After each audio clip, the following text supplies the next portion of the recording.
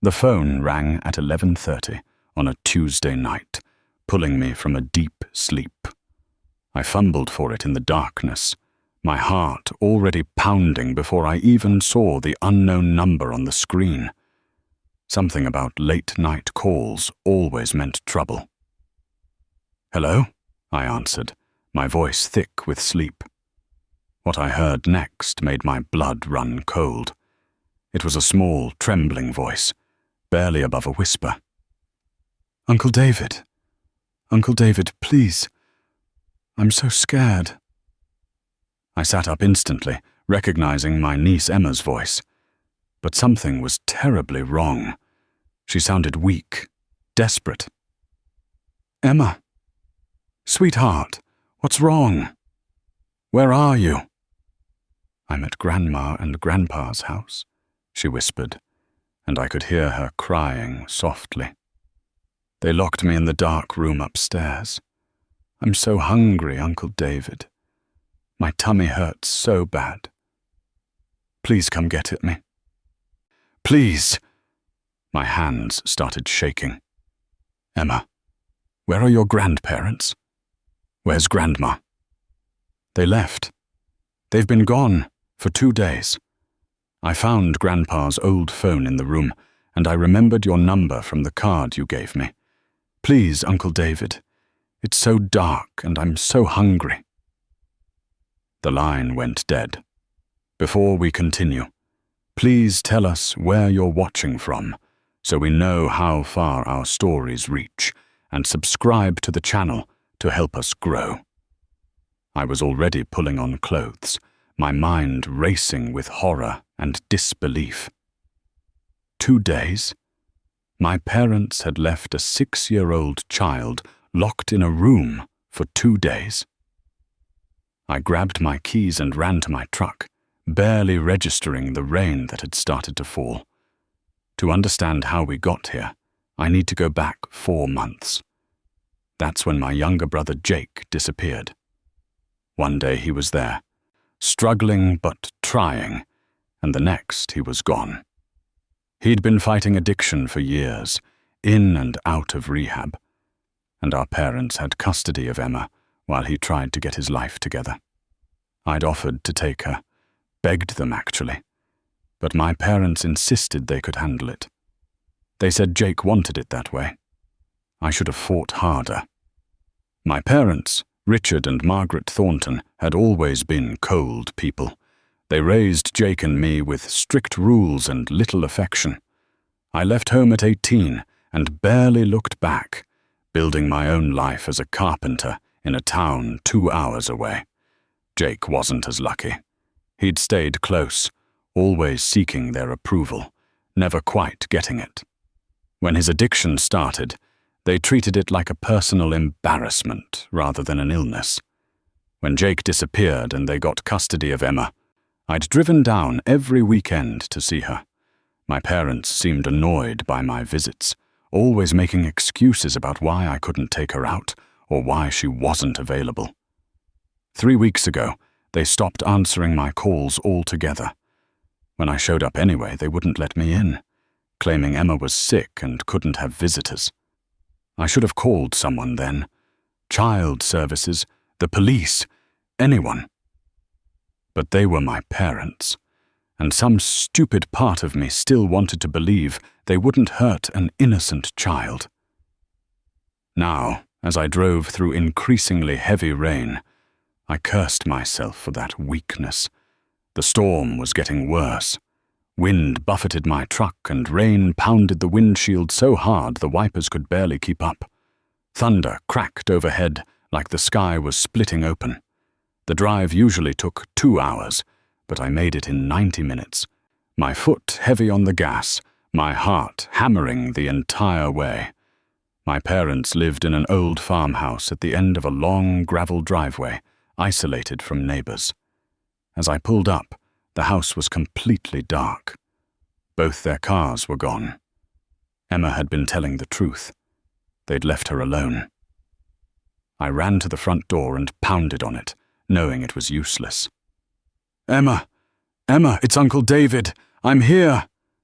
I tried the door, Locked. I ran around to the back. Also locked. The windows on the first floor were all sealed tight.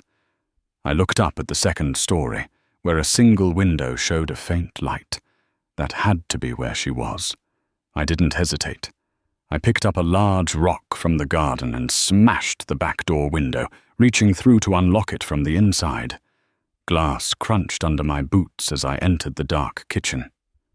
I pulled out my phone and turned on the flashlight. "Emma, I'm coming, sweetheart." "Uncle David," her voice came from upstairs, weak but filled with relief. "I'm up here." I took the stairs 2 at a time, following her voice to a door at the end of the hallway. There was a padlock on the outside. A padlock. They'd literally locked her in like a prisoner. "Stand back from the door, Emma." I kicked it hard. Once. Twice, and on the third kick, the frame splintered and the door burst open. The smell hit me first. Unwashed body, urine, and something else I couldn't quite place. Sickness, maybe. Fear. The room was barely lit by a small nightlight plugged into the wall. In the corner, huddled on a bare mattress on the floor, was Emma. My beautiful niece, who'd always been small for her age, now looked skeletal. Her blonde hair was matted and dirty. Her clothes hung off her tiny frame. When she saw me, she tried to stand but stumbled.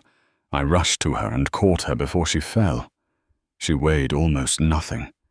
She wrapped her thin arms around my neck and sobbed into my shoulder. "I knew you'd come," she whispered. "I knew you wouldn't leave me." I carried her out of that horrible room, my own eyes burning with tears I refused to let fall. Not yet. I had to be strong for her. As I walked through the house toward my truck, I noticed things I'd been too frantic to see before.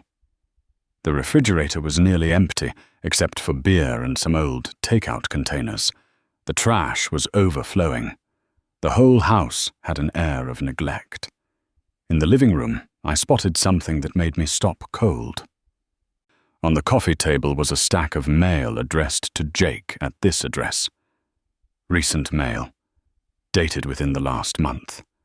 But my parents had said they didn't know where he was, that he'd vanished completely. They'd been lying. I carefully shifted Emma in my arms and grabbed the mail, shoving it into my jacket pocket. Then I carried her out into the rain and buckled her into my truck. She was shivering despite the warm night, so I cranked up the heat and gave her my jacket. "We're going to the hospital, okay? They're going to make sure you're all right." She nodded weakly. "Are Grandma and Grandpa going to be mad?" The question broke my heart. "Don't you worry about them. You're safe now. I promise I won't let anyone hurt you again." As I drove through the storm toward the nearest hospital, Emma fell asleep in the passenger seat, her small hand clutching my jacket. I called 911 and reported what I'd found, giving them my parents' address. The operator told me police were being dispatched and that I should get Emma to the emergency room immediately. At the hospital, nurses rushed Emma into a treatment room. A doctor examined her while I paced the hallway, my hands still shaking with rage and adrenaline. After what felt like hours, but was probably only 40 minutes, the doctor came out to talk to me. "Are you Emma's father?" she asked. "Her uncle. Her father is... It's complicated. I'm her emergency contact." I'd made sure of that when Jake first started having problems. The doctor's expression was grave. "Emma is severely malnourished and dehydrated. She has infected sores on her body from lying in her own waste. She's showing signs of prolonged neglect and possible abuse. I'm legally required to report this, and I already have. Child Protective Services is on their way." I nodded, my jaw clenched so tight it hurt. How long? How long has she been like this? Based on her condition, I'd say weeks at minimum. Maybe longer. The malnutrition didn't happen overnight. Weeks. My parents had been starving this child for weeks. A police officer arrived shortly after. I told him everything about the locked room, the padlock, the empty house, the condition I'd found her in. He took photos of the scratches on my hands from breaking the window, my statement about breaking in. He assured me I wouldn't face charges given the circumstances. Then he said something that made my world tilt again. "We went to the address you gave us. Your parents weren't there, but we found evidence of financial documents in their home office that raised some red flags. We're going to need to investigate further, but it appears they may have been accessing your brother's accounts and benefits fraudulently."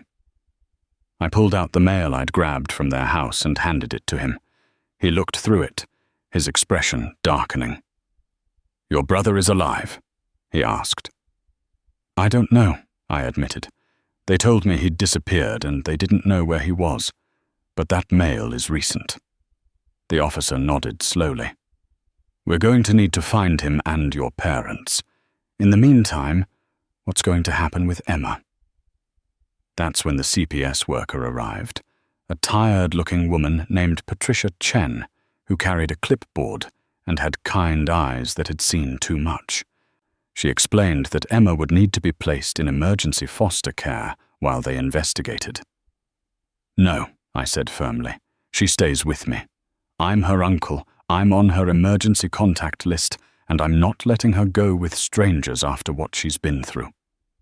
Patricia looked at the police officer, then back at me. "Mr. Thornton, I understand, but there's a process. Then expedite it," I interrupted. "Do a background check right now. Call my references. I have a clean record, a stable job, and a house with a spare bedroom. That little girl in there has been locked in a room and starved by her own grandparents. She's not going to another unfamiliar place. She's coming home with me."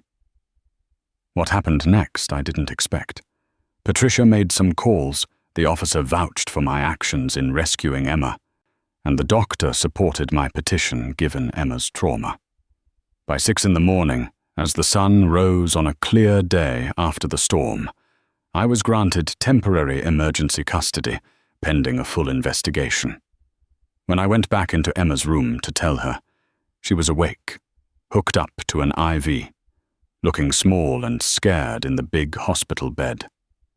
But when I told her she was coming home with me, really home, her face lit up with the first real smile I'd seen from her in months. "Forever," she whispered. "I'm going to fight to make it forever," I promised her. I had no idea then just how hard that fight would be, or what dark secrets I was about to uncover about my own family. But as I sat beside Emma's hospital bed, watching her finally fall into a peaceful sleep, I made a vow that nothing and no one would ever hurt her again. 2 days later, my parents' lawyer called me. That's when everything truly began to unravel. The call from my parents' lawyer came on Thursday afternoon, while I was making lunch for Emma. She was sitting at my kitchen table, slowly eating small portions of soup. The doctor said we had to be careful not to overwhelm her system after the starvation. Every time I looked at her tiny frame, rage burned in my chest. "Mr. Thornton, this is Gerald Blackwood, attorney for Richard and Margaret Thornton," the voice on the phone said, cold and professional. "I'm calling to inform you that my clients are prepared to file kidnapping charges against you for unlawfully removing their granddaughter from their home." I nearly dropped the phone. "Kidnapping? Are you serious? I rescued her from a locked room where they'd left her to starve." My clients maintain that Emma was being disciplined for behavioral issues and that you broke into their home, destroyed their property, and stole their granddaughter. They want her returned immediately or they will press charges. "Let them try," I said through gritted teeth. "The police, CPS, and the hospital all have documentation of what I found. Your clients are going to prison." There was a pause. "Mr. Thornton, perhaps we can discuss this reasonably. My clients are willing to drop all charges and forgive the property damage if you return Emma and agree not to pursue this matter further. They're her legal guardians, after all." "Not for long," I said, and hung up. My hands were shaking. Emma looked up at me with worried eyes. "Was that about Grandma and Grandpa?" I forced a smile and went to sit beside her. "Don't worry, sweetheart. They can't hurt you anymore. I won't let them." But inside, I was terrified. My parents did have legal custody. What if the courts sided with them?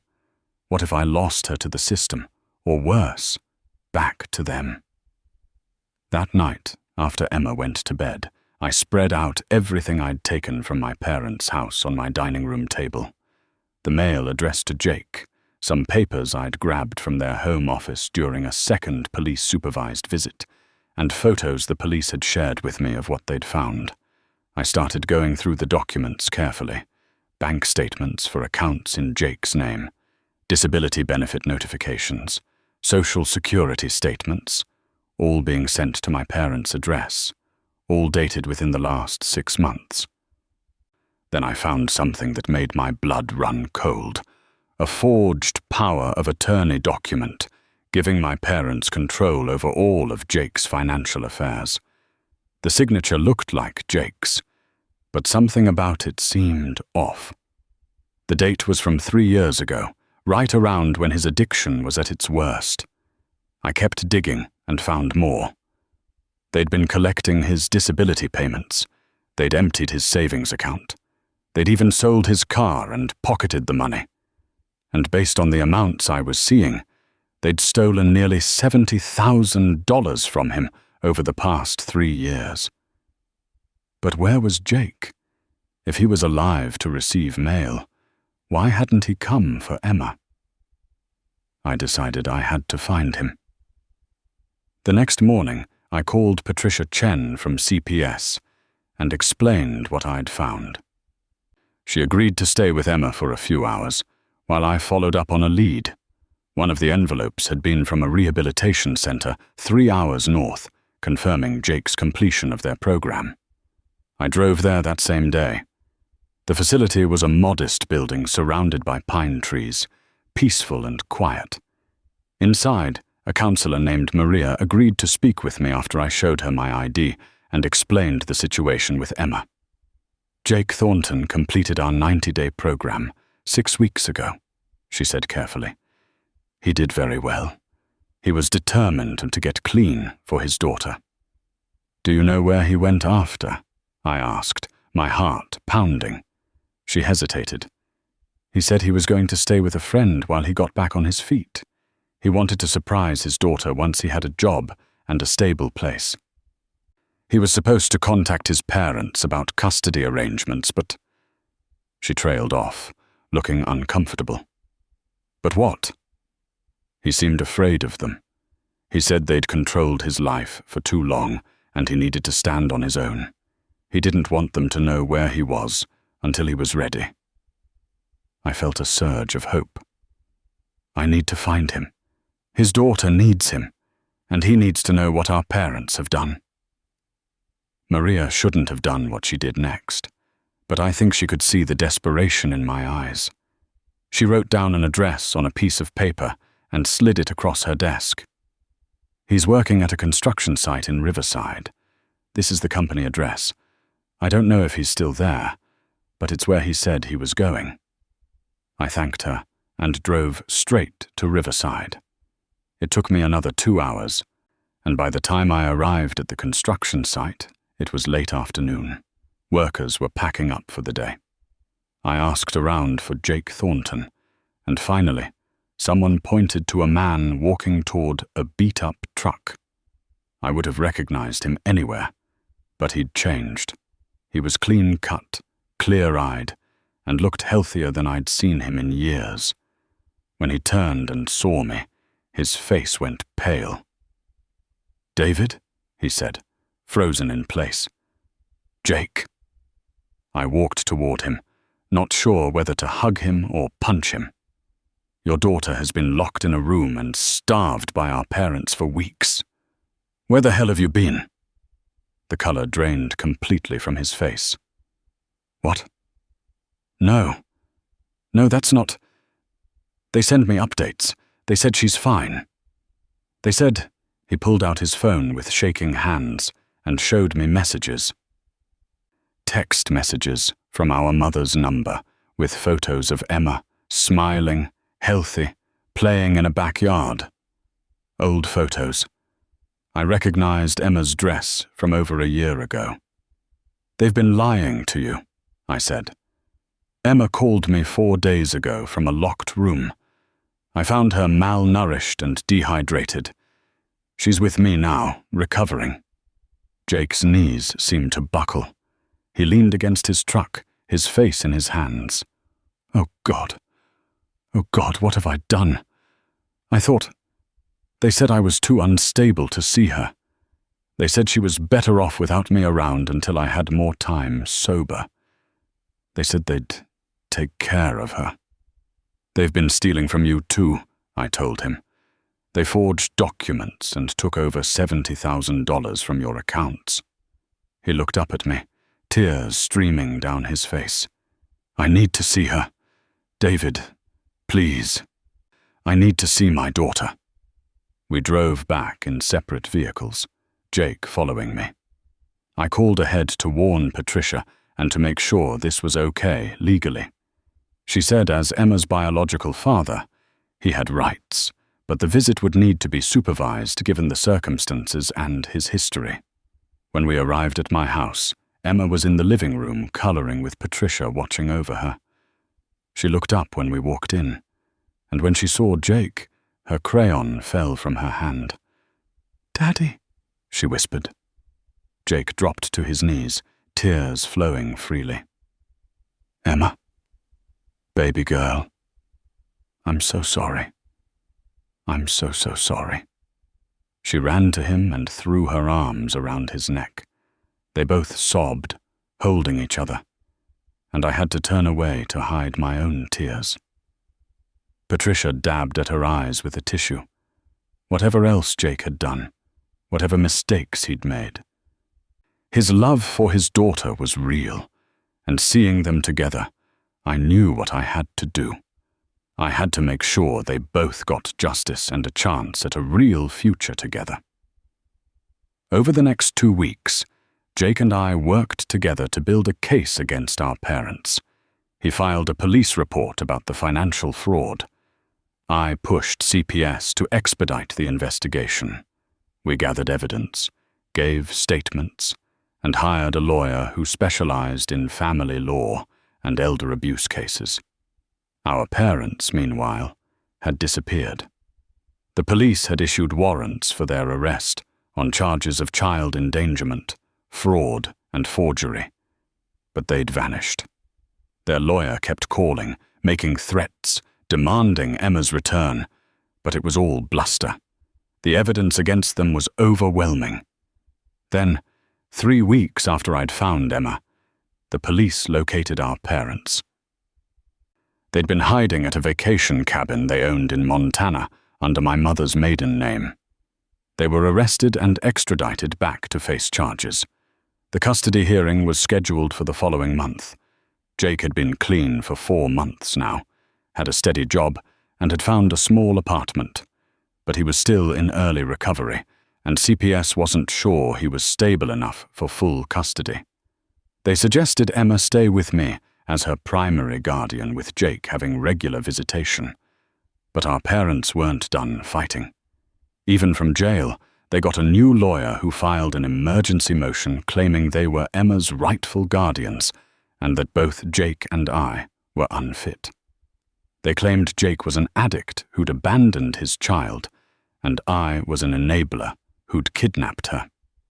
The courtroom was packed on the day of the hearing. I wore my only suit, which was a bit tight in the shoulders. Jake sat beside me, nervous but determined. Our lawyer, a sharp woman named Sandra Morrison, had prepared us for what was coming. Then our parents were led in, wearing orange jumpsuits and handcuffs. My mother's face was hard and cold. My father wouldn't meet my eyes. For a moment, I felt like a child again, small and afraid of their disapproval. But then I felt Emma's small hand slip into mine. She was in the courtroom, too, sitting with Patricia behind us. The judge had allowed it because she was old enough to express her wishes. That's when my mother did something I'll never forget. She turned in her seat, looked directly at Emma with those cold eyes, and mouthed 2 words. "You're lying." Emma started to cry, and I saw red. I stood up so fast my chair scraped loudly against the courtroom floor. "Your Honor, my mother just intimidated the witness." The judge, a stern woman in her 60s named Judge Patricia Winters, looked sharply at my mother. "Mrs. Thornton, you will not make any gestures or communicate in any way with the child. Bailiff, please ensure the defendants face forward." My mother's lawyer, a slick man in an expensive suit named Robert Chen, stood smoothly. "Your Honor, my client simply looked at her granddaughter. She hasn't seen the child in weeks and was expressing concern." "She mouthed, 'You're lying,' at a traumatized 6-year-old, I said, my voice shaking with anger. "That's not concern, that's abuse." Judge Winters held up her hand. "Mr. Thornton, please sit down. I saw what happened, and I'm warning Mrs. Thornton now. Any further outbursts, and she'll be removed from this courtroom." "Let's proceed." Sandra Morrison, our lawyer, squeezed my shoulder as I sat back down. Emma was still crying softly, and Patricia had taken her out into the hallway. My hands were clenched into fists under the table. The hearing began with testimony from the doctor who'd treated Emma at the hospital. She described Emma's condition when she arrived, the malnutrition, the infected sores, the dehydration. She showed photos that made several people in the courtroom gasp. My mother sat stone-faced through it all. Then the police officer who'd investigated the scene testified. He described the locked room, the padlock, the smell, the evidence of prolonged confinement. He presented photos of the bare mattress on the floor, the bucket in the corner that Emma had been forced to use as a toilet, the scratches on the inside of the door where she'd tried to claw her way out. My father's head dropped lower and lower as the testimony continued. My mother never flinched. Their lawyer tried to argue that Emma had behavioral problems, that the discipline was necessary, that it had only been for a few hours, not days. But the evidence destroyed every claim. The hospital records showed weeks of malnutrition. The neighbors testified they hadn't seen my parents' cars at the house for 3 days before I arrived.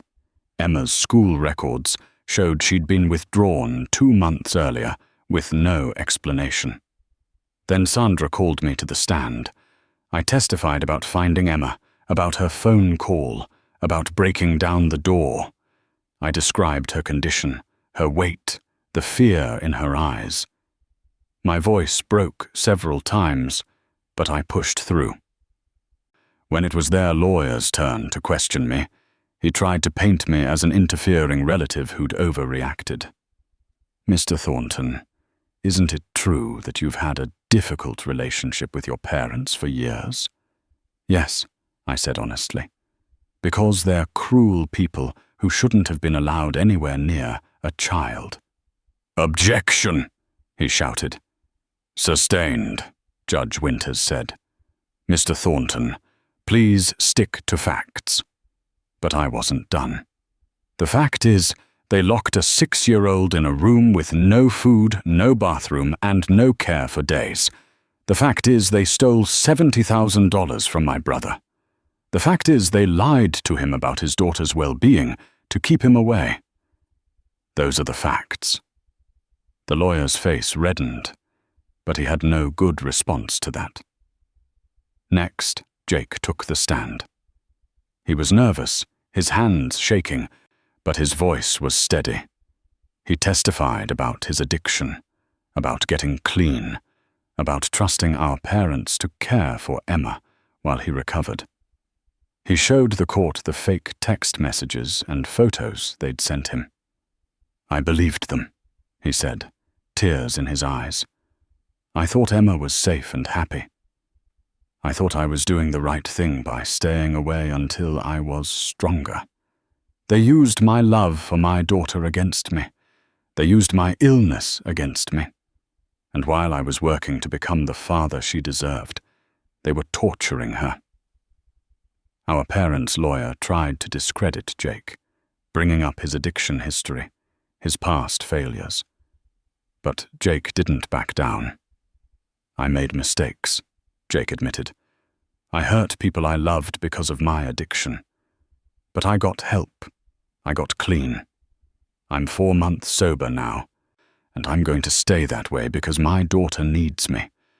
What's their excuse? They weren't on drugs. They weren't sick. They chose to hurt an innocent child. They chose to steal from their own son. They chose cruelty, and they were completely sober when they did it." The courtroom was silent after that. Then Sandra presented the financial evidence. Bank statements showing the systematic theft, the forged power of attorney documents, an expert witness who testified that the signatures were likely forgeries, records showing they'd collected Jake's disability benefits, emptied his accounts, and spent the money on vacations, a new car, and home renovations while letting their granddaughter starve in a locked room. My father's lawyer tried to argue that Jake had given them permission. But Sandra produced Jake's real signature from multiple legal documents showing the clear differences. The forgery was obvious. Finally, Sandra asked the judge to allow Emma to testify. Their lawyer objected strongly, saying she was too young, too traumatized, that it would be harmful.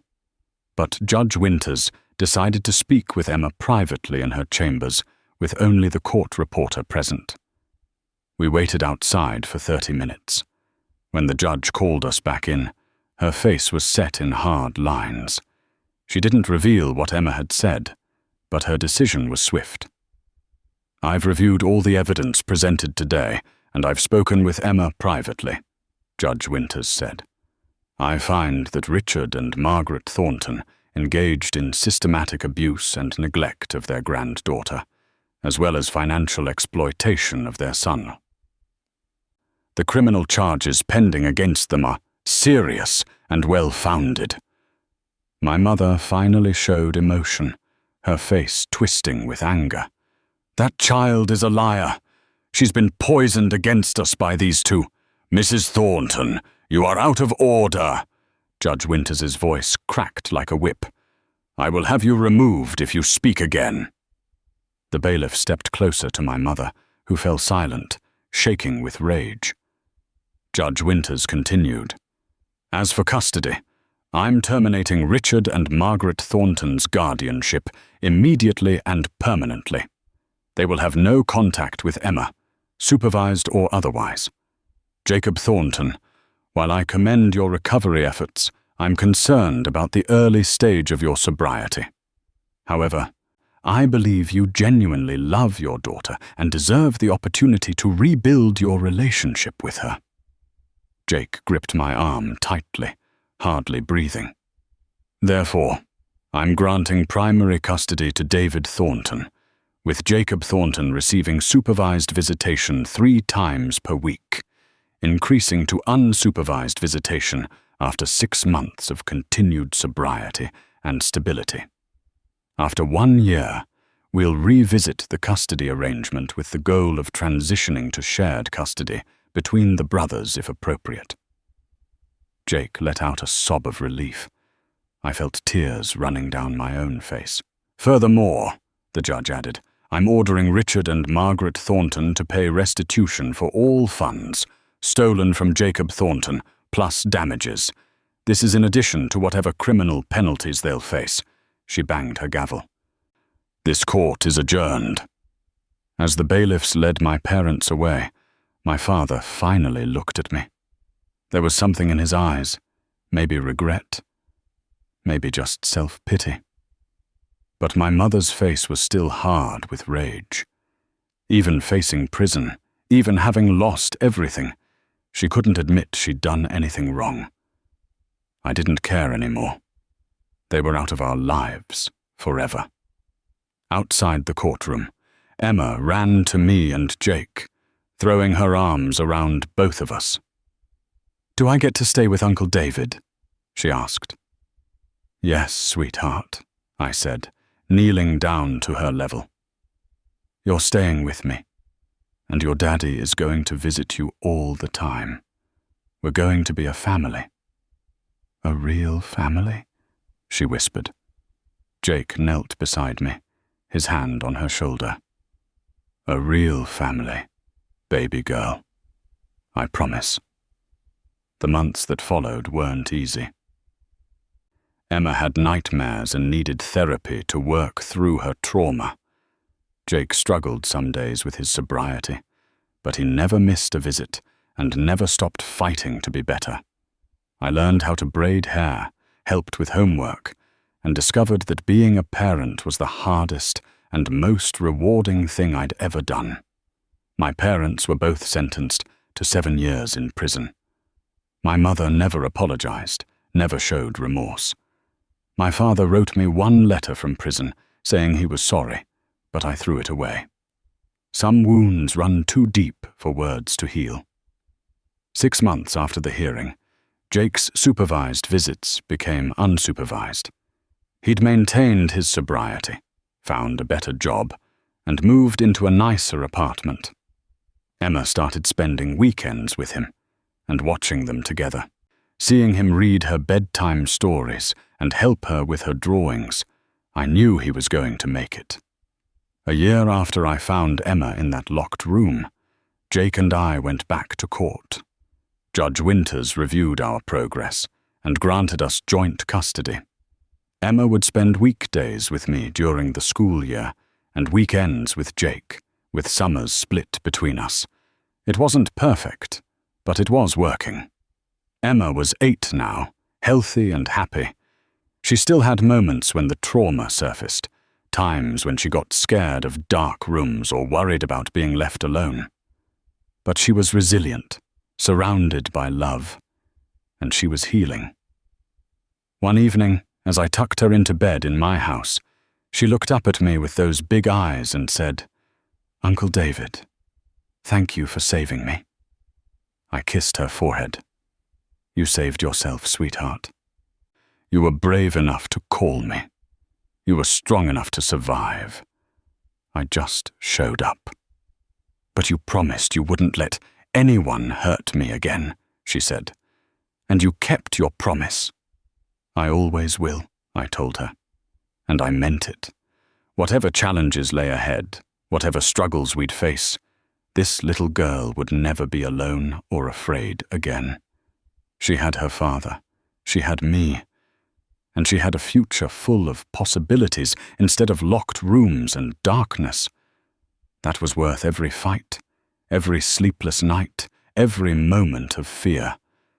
Because she was worth it. She'd always been worth it. Thanks for listening to this story. If you enjoyed it, please subscribe and hit the bell icon for more stories like this. Where are you watching from? Drop your city in the comments.